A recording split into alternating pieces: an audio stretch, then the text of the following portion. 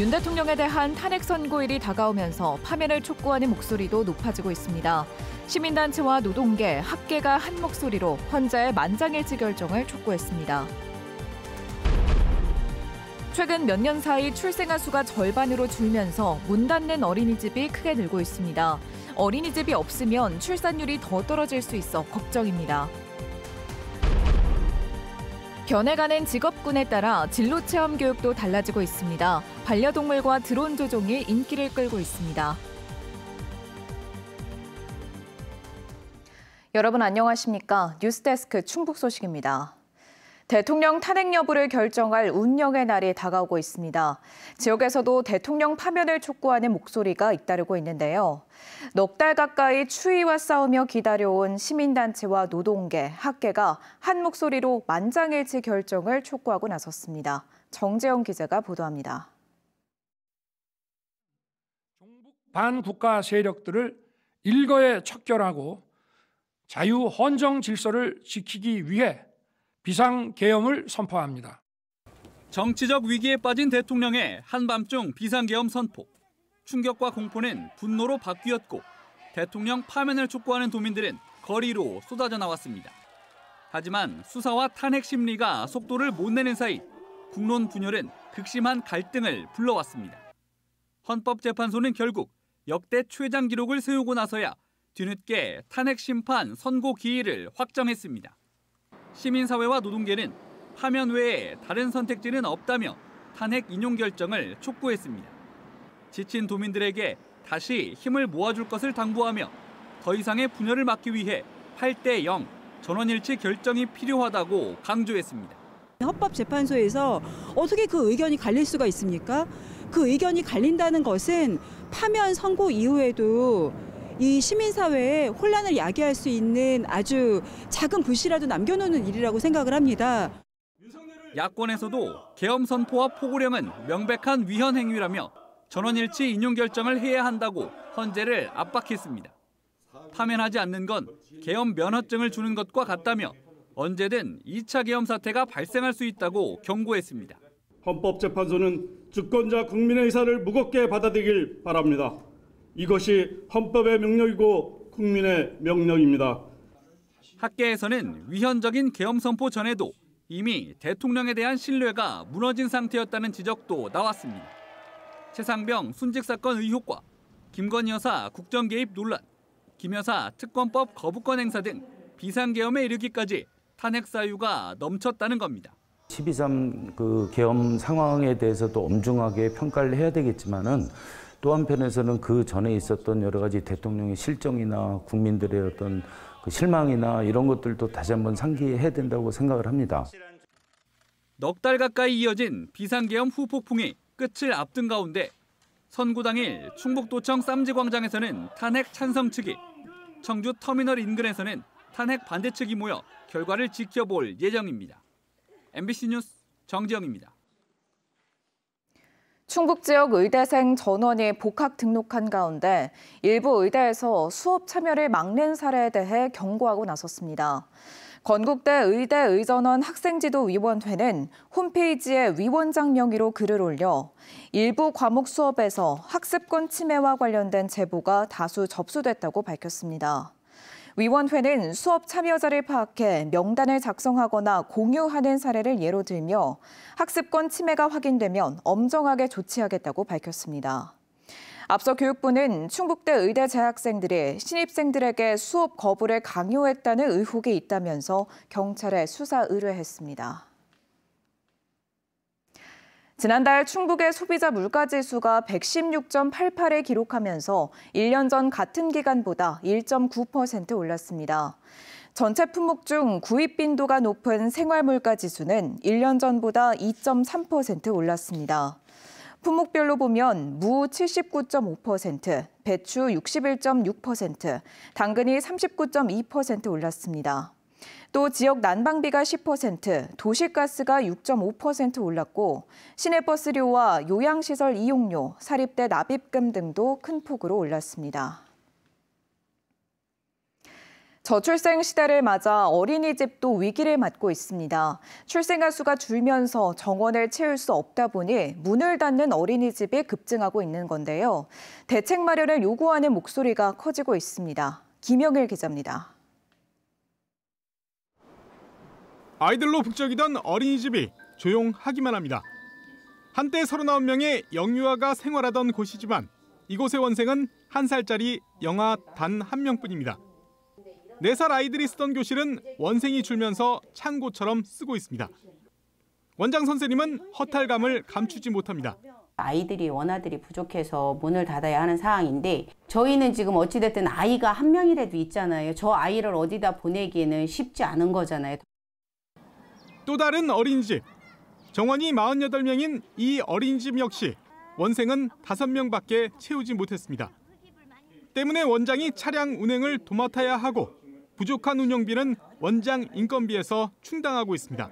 전기요금, 난방비, 또 직원들 관련된 이런 공과금 이런 것들은 사실 아이들 인원이 준다고 해서 그게 지출이 줄어드는 규모는 아니거든요.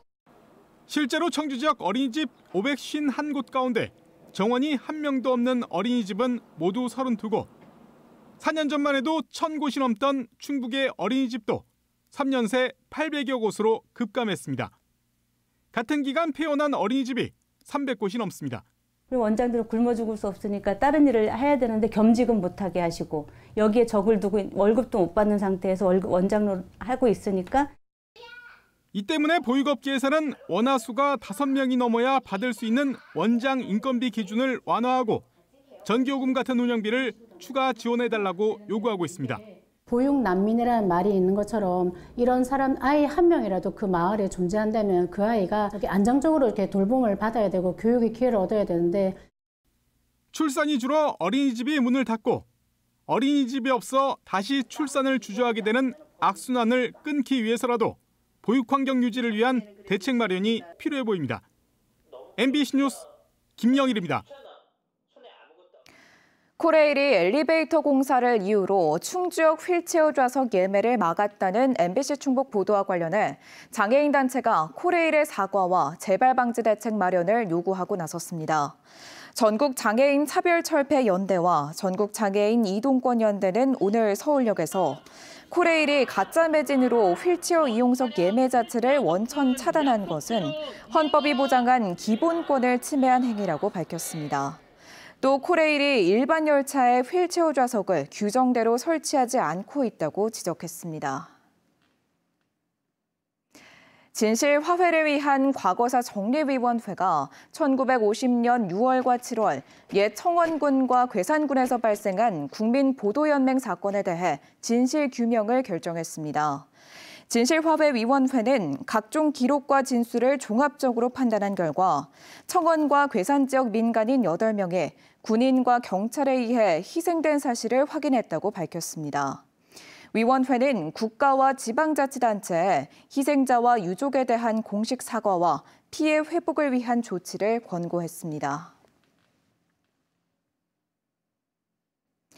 다양한 직업을 체험할 수 있는 진로 체험 교육이 확대되면서 진로 교육원을 찾는 학생들이 늘고 있습니다.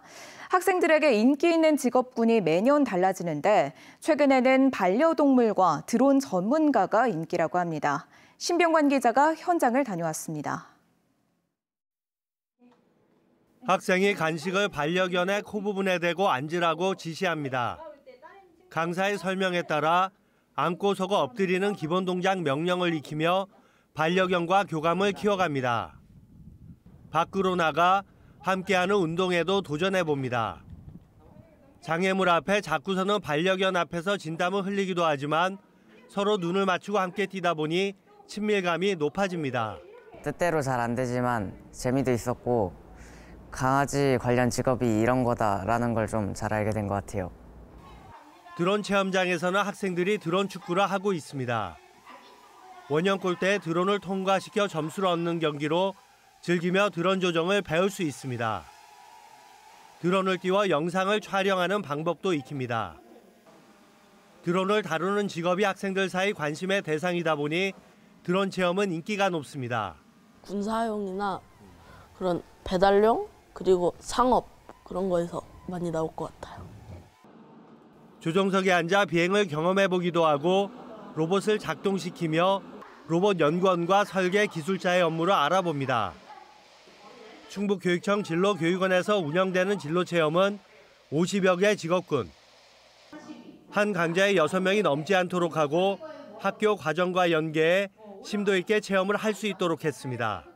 학생들이 자신의 관심 있는 분야의 전문가를 직접 만나서 구체적으로 그런 직업 경로라든지 이런 것들을 좀 더 현실적인 그런 정보를 얻을 수 있기 때문에 직업이 변하는 만큼 해마다 수요 조사를 통해 체험 일부는 폐지되고 일부는 신설됩니다. 올해는 반려동물 전문가 체험이 새로 생겼고 드론 전문가 체험이 확대됐습니다.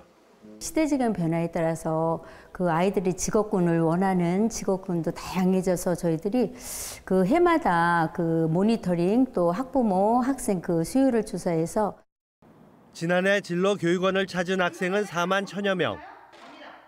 올해는 주말에도 체험이 가능해지면서 5만 명 이상이 찾을 것으로 예상됩니다. MBC 뉴스 신병관입니다. 영동군 양수발전소 건립공사가 오는 17일 착공식을 시작으로 본격적으로 추진됩니다.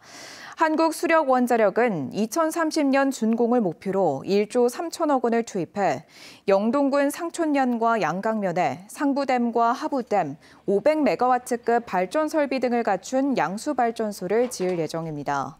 발전소 건설에 앞서 지난해에는 이설도로 공사가 시작됐습니다.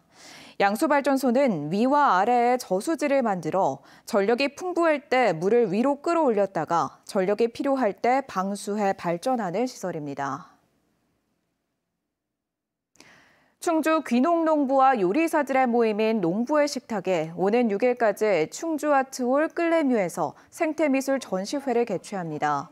유준상, 서호정, 조용자 작가의 미술작품과 신희연 소설가의 텍스트 오브제가 전시되고 매일 오후 5시에 작가와의 만남이 진행됩니다.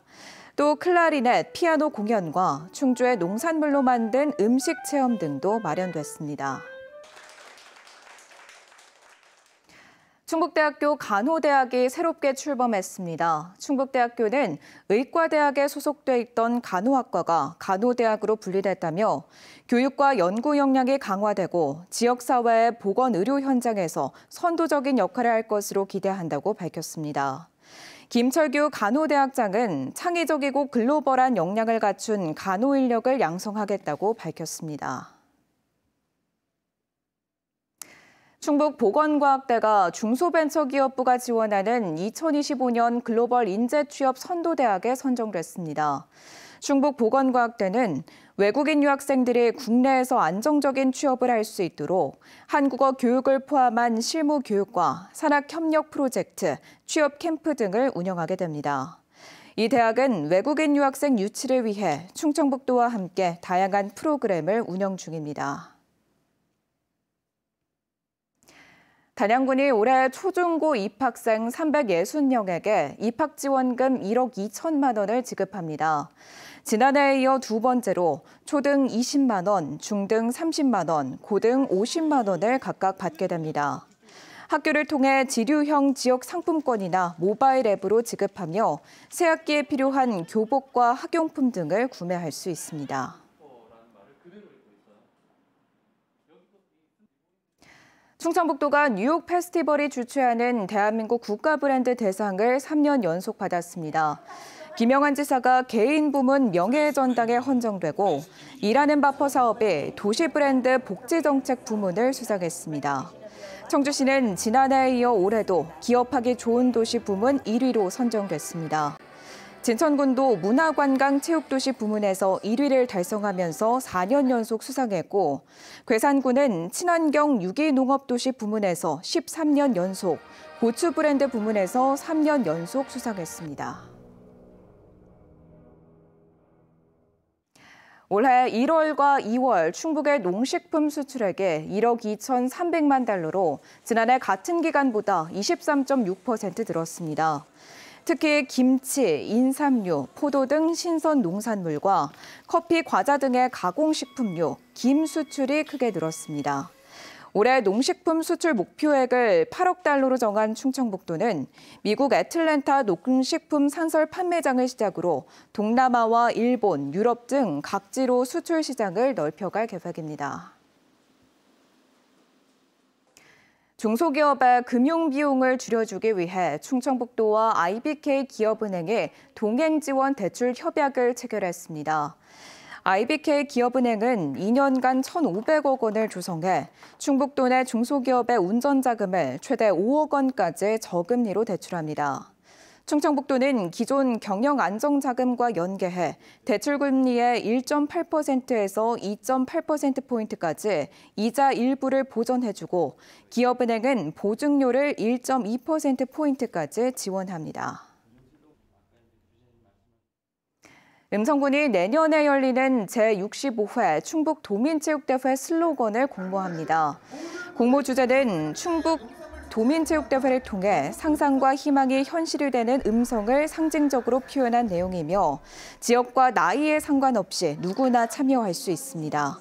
충북도민체전은 다음 달 충주 개최에 이어 내년에는 13년 만에 음성에서 열립니다.